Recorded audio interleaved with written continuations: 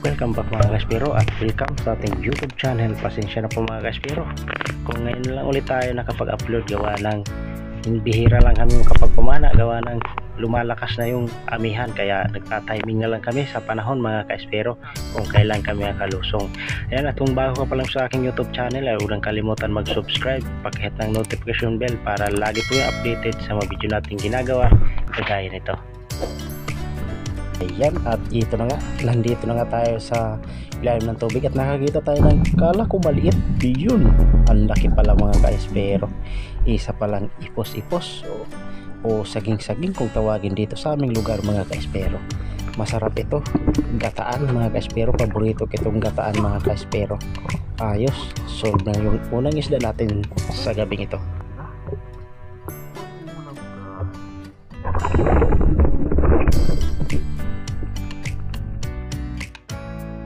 At ito yung pangalawang isda natin mga kaspero. Sumalubong ito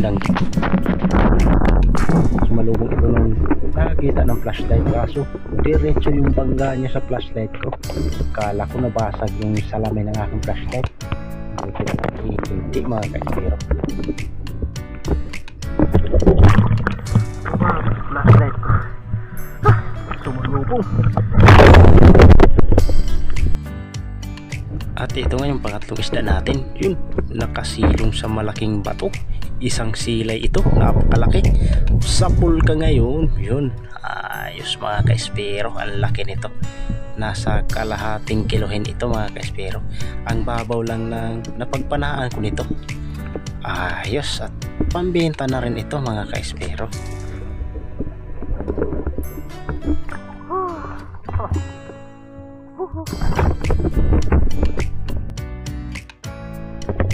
At dive tayo ulit, at ito yung ating nakita, isang danggit na malapad na sa pool. Ayos, at nakanani tayo ng malapad na danggit. Sulit na sulit ito mga kaspero, at nagdag pang benta na rin ito.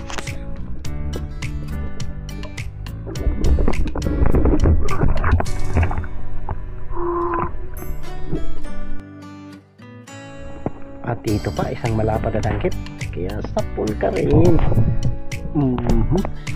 Full talaga mga kaspero, at nadagdagan yung danggit natin na nahuli mga kaspero. Kaya naman tayo pandagdag pambenta. Ayos, at ang lalapad ang danggit mga kaspero.